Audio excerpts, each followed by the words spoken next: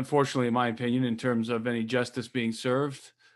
Obviously, the left is being very aggressive. They're moving very quickly, even quicker than I think most of us expected, to persecute conservatives. That's exactly what they're doing, is they're persecuting Trump supporters specifically, which is the vast majority of conservatives out there today. That was proven in the election this time around. And the scary thing is that there's this axis of evil that's formed between the left, the Democratic Party, between the corporations, and I think elements of the Pentagon, unfortunately, and obviously big tech. So really, what I wonder is who is on our side, who's on the side of conservative Christians anymore. The judges really aren't. I mean, there's still some defense of conservative principles happening in the courts. We've won some battles this year, lost some as well, and you add on to all of this chaos and tribulation that's now being perpetrated by the left. You add into that the whole COVID pandemic garbage, where they're just using this very survivable disease to take all of our freedoms away. So we are definitely seeing an acceleration of the left's plan, but it's much larger than just the left. Generally speaking, I think it's a globalist machination that was devised a long time ago, and the advent of Brexit and the election of Donald Trump caused them to have to really push the timetable forward.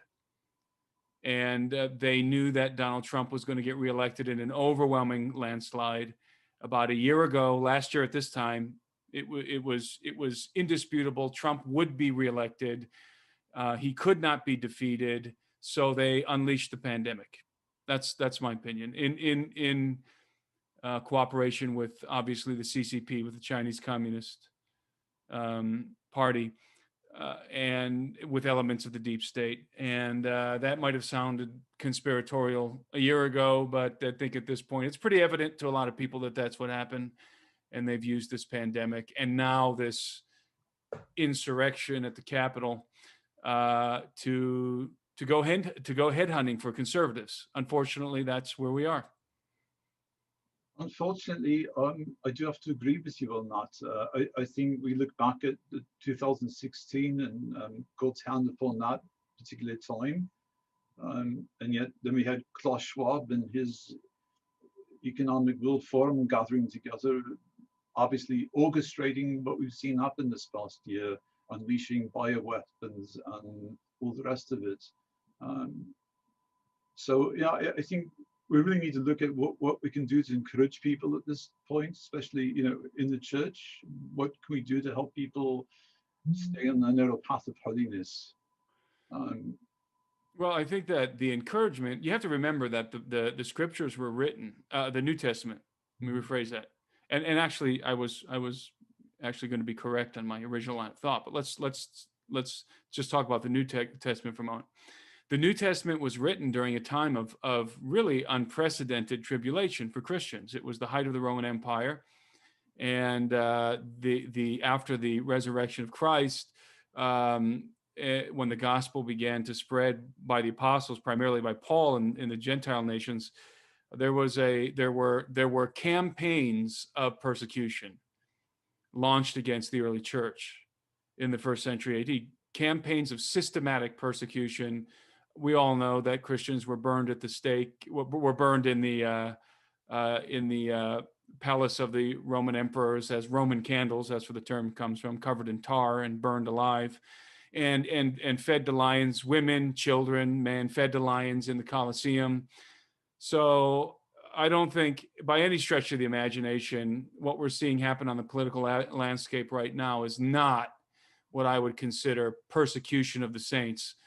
This is political persecution. It will probably turn into, in the future, some kind of a persecution against Christians in general.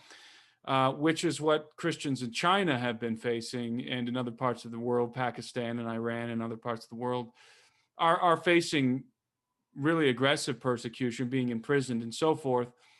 So I think that we need to keep historical context when we get too depressed about the times in which we live, because believe me, this is the best time to live as a Christian in terms of being at peace and being able to lead a decent life if you live in the Western world. You know, most of history is tumultuous. We've lived in the last 200 plus years in the United States since our founding. We've been the exception to the rule. This is not the norm. The norm is not on earth. The norm is not peace and prosperity and plenty. It's not. The norm is chaos and war and famine and bloodshed. That's the norm on the earth. And so, you know, I think that obviously the encouragement that we have as believers living in the 21st century in the United States and the Western world is the very same encouragement that the believers had in the early church in the first century AD, when they were being persecuted by the Empire of Rome and by the Roman emperors, some of them absolute, you know, like Nero, madmen who were just obsessed with persecuting Christians. Our hope is in the gospel, is in the knowledge that no matter what happens on earth, Christ has redeemed us and we will be reconciled to the Father, and that everything that was lost in Adam will be restored in Christ. That is the promise to the believer living in any age under any circumstances. So whatever's happening on the earth right now is temporary, it's transitory. Of course, we all want to live in the most peaceful times and be able to enjoy our lives and not be persecuted, not suffer any kind of persecution. That's natural. But the worse things get, the more people ought to laser focus onto the gospel and remember the hope of every believer is the resurrection and is the gospel of Christ in general, which is the greatest hope that anyone could ever imagine. So we have hope. We're the ones who have hope. You know, the people who are perpetrating this fraud and perpetrating the wickedness on earth, they don't have any hope. They have no hope. Their hope is transitory. It's temporary. It's transient, and because their hope is for tomorrow. Their hope is to gain more riches, to gain more power. But our hope is eternal, and is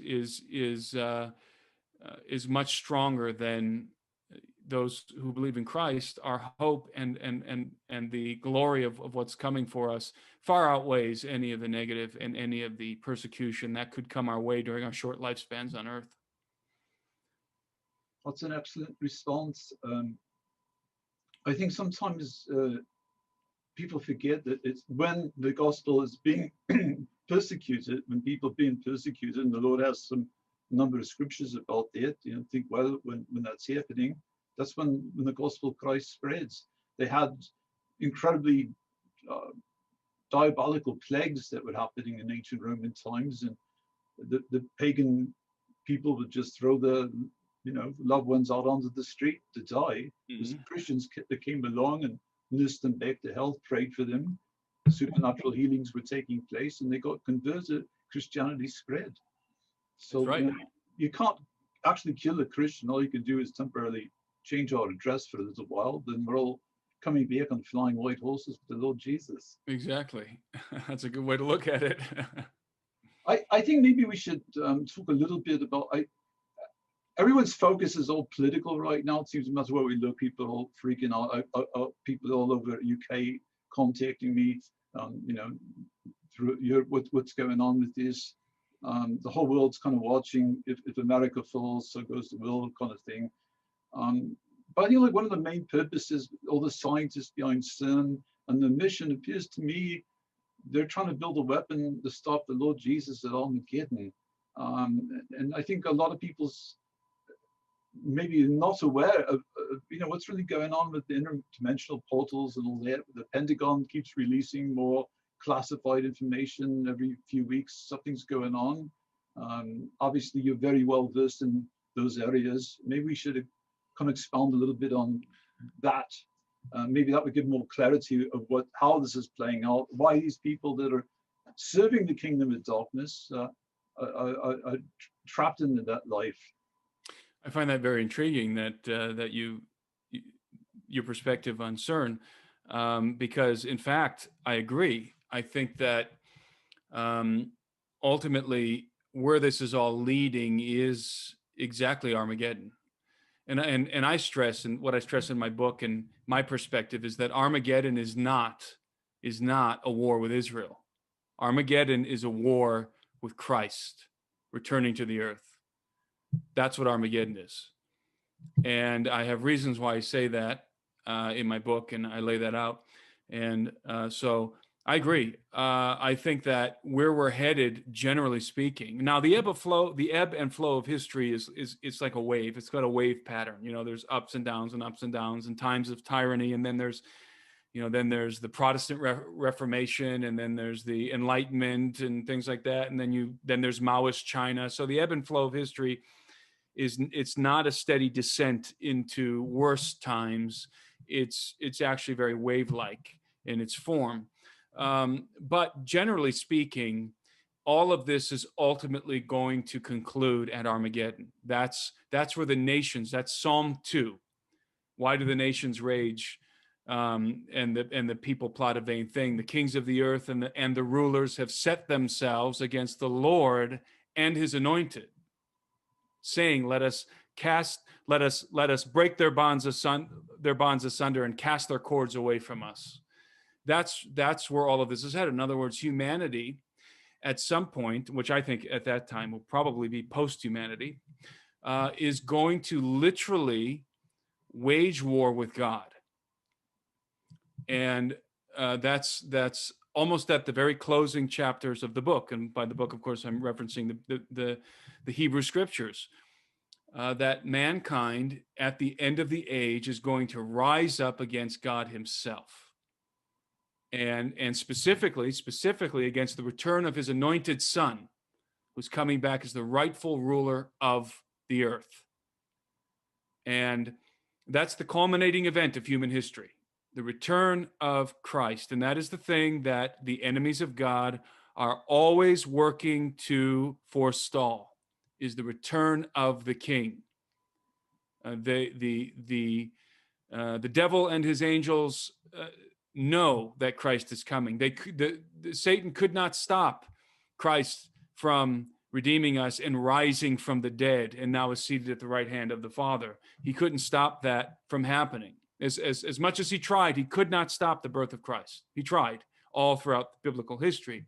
He attempted to foil what I call the dragon slayer prophecy, which other people call the seed prophecy, that the seed of the woman would basically crush his head. And so this has been the machination of the dragon. This has been the dragon's machinations from day one, has been to foil the coming of Christ. When he failed to do that, he only has one. There's only one contingency left for the enemy at this point, and that is to prepare for war, because Christ is going to return with armies. And he's not just returning with the armies of heaven to fight against mortal men. I think that the scene at the end of the age isn't going to be the nations gathered together pointing the gun barrels of their tanks into the sky. I think what we're talking about is exceedingly advanced technology that's going to be brought to bear. Right. So you have to ask the question, when you realize that Psalm 2 is a war with God, and this is what Armageddon is, you have to ask the question, what kind of weapons do men bring to a war with God? I mean, it seems ludicrous. And of course, the Lord's response in Psalm 2 is he who sits in the heavens laughs. This is the Lord's response to to the nations rising up against him and saying, we're going to cast your cords, we're going to break your bonds and cast your cords asunder. We are going to have war with you. The nations will know that Christ is returning. And so what kind of weapons do you bring in a war with God? I think is exactly what you just alluded to with CERN. The kind of weaponry I think that they're trying to develop. And by the way, it's not just what kind of weapons do you bring to a war with God, it's what emboldens humanity to go to war with God in the first place. That's also a very interesting question. And the answer to that is the gods are emboldening humanity to go to war with God. So in other words, there's going to be a situation on earth at the end of the age in which the gods are walking openly among men, leading us into war against this imposter, the God of the Hebrew God, who's actually an imposter, a tyrant. See, that's Luciferianism. It's Luciferianism is the Bible upside down. It's the inversion of the scriptures. It's Yahweh is a tyrant. Yahweh enslaved mankind, and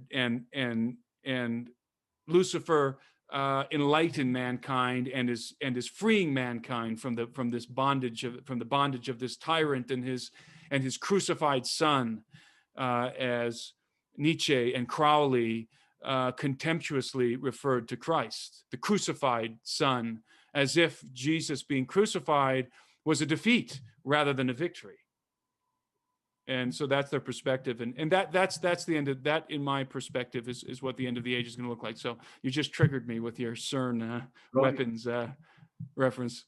Well, as I studied like you and researching over the years, came across things like Oppenheimer in his Manhattan Project, and when he designated the hydrogen bomb the first time, one of his students apparently said something along the lines of, "How does it feel to be the first man in the world to set off an atomic bomb?"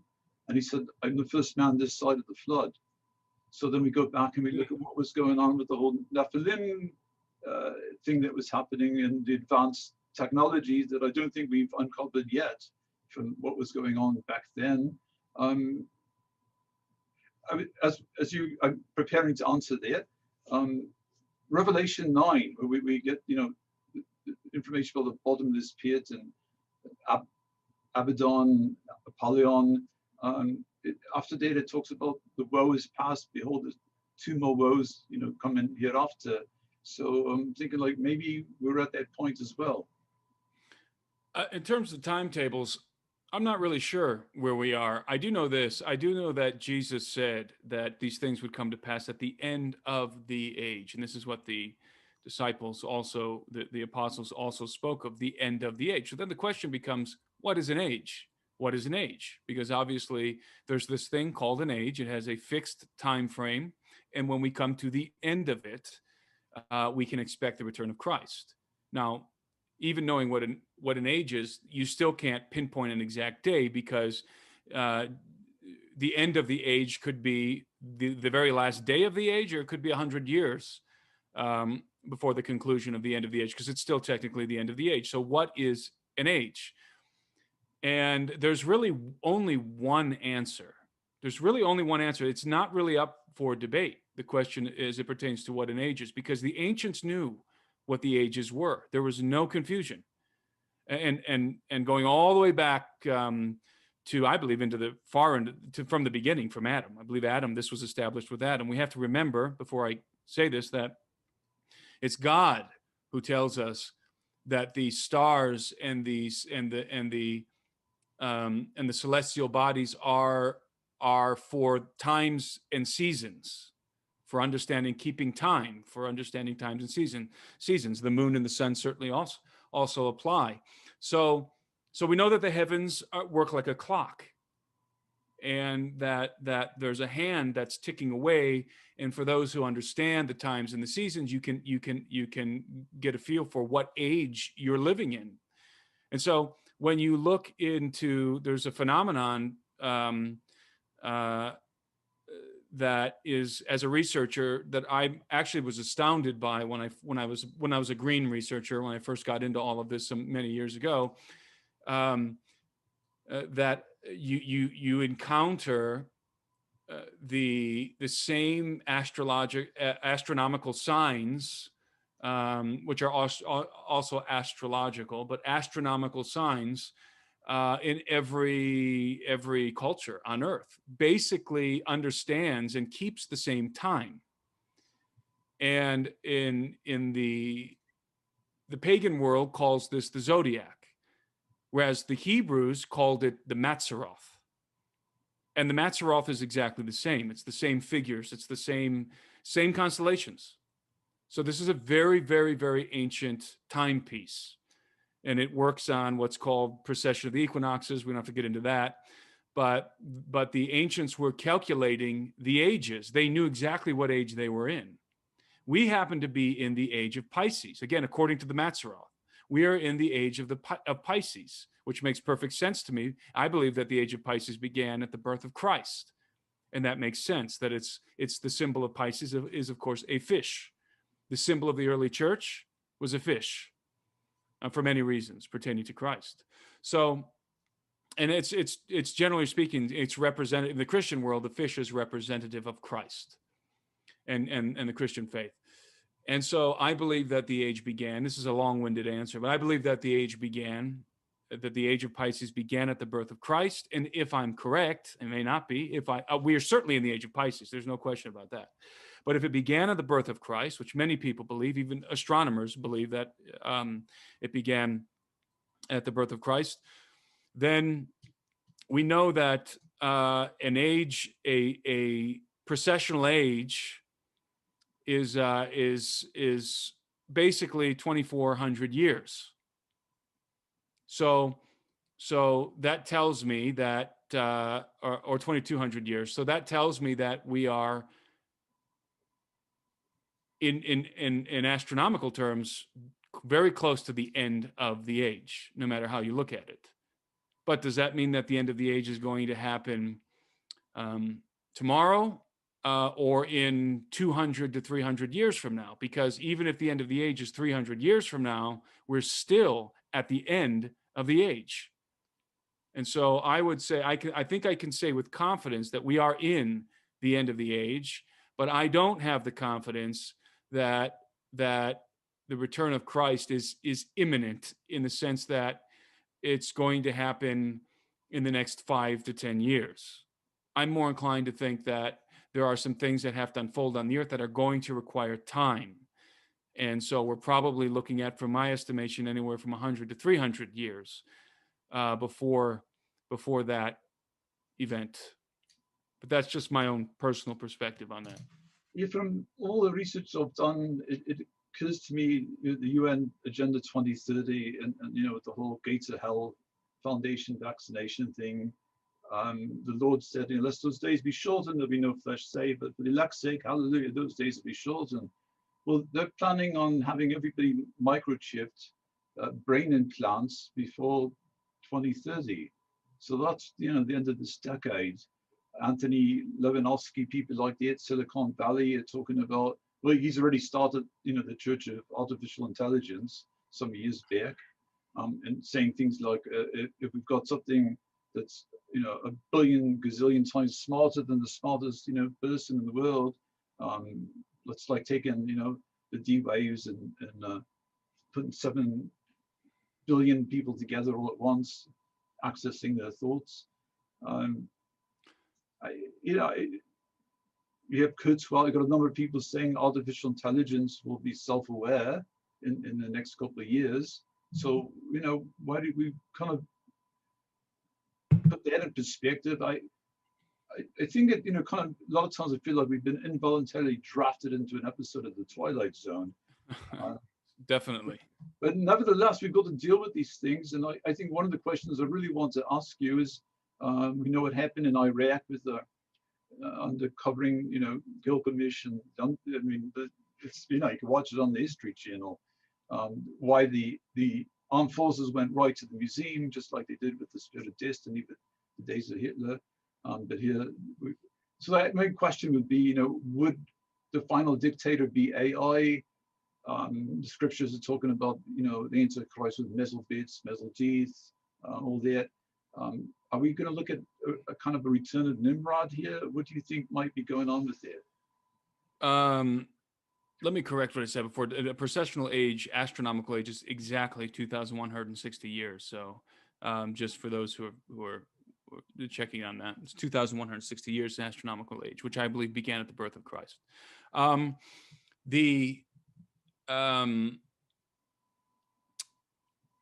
First of all, a little bit of commentary on Ray Kurzweil and some of the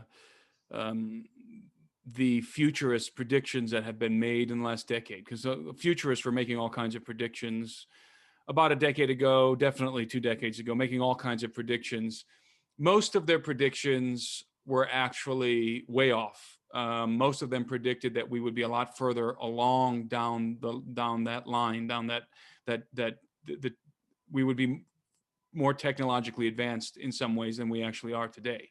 In fact, most predictions predicted that most predictions foresaw the year 2020, the year 2021, where we are now, as a time in which we would already be implanting, for example, we would already be implanting chips into our cerebral cortex. We would already be interfacing with the internet with our minds.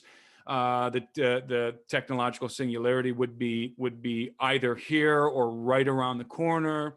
We would have made already great advancements, great leaps and bounds in nanotechnology. So actually, it almost seems like Kurzweil's law of accelerating returns has actually slowed down. Their predictions, again, have not been very accurate in terms of time. So I think it's probably evidently going to take longer than people have predicted for some of these technologies to really advance at the pace that they were originally thinking. And there's reasons for that.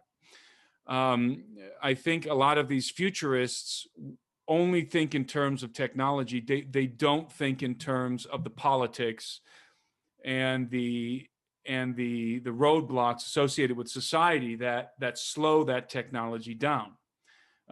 It's hard for guys like Ray Kurzweil and Musk. I forgot his first name. It's not Elon. Elon. How do you forget the name Elon? Elon Musk. It's hard for those guys to imagine that there are people not as excited as they are about the prospect of uploading your consciousness to a computer, for example, or interfacing with the internet with your brain. So they're always projecting that things are going to change much more rapidly than they actually do, because society takes a long time for society to absorb the change. It's kind of like the old guard has to pass away, and then the new technologically hip generation moves the ball forward, and to some degree. So I think that we have a clear indication that these transhumanist technologies are not going to be developed as quickly as people had originally predicted, and that it is going to take time for society to fully accept our inevitable post-human future, because that's where all of this is going. We are headed into a post-human apocalypse, is what I call it in the title of my book. Certainly a post-human paradigm.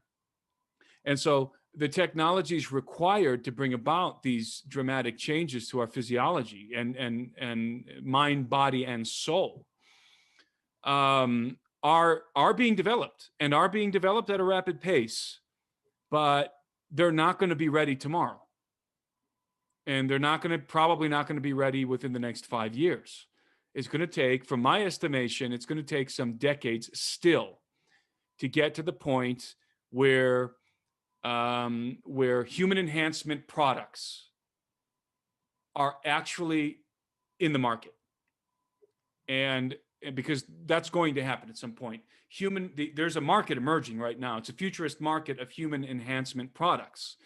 And it's not just genetic stuff. It has to do with the GRIN technologies, as some people call them, the genetics, robotics, artificial intelligence, and nanotechnology. And then there's others. There's a bunch of others. That's just a generalization of the main streams in biotechnology. And these technologies are going to, each one of these streams is going to develop products for human enhancement. Without question. I mean, we're already seeing it on a very, very small scale. Let's call it rudimentary level, which is the brain chips that we're already using for people with Alzheimer's.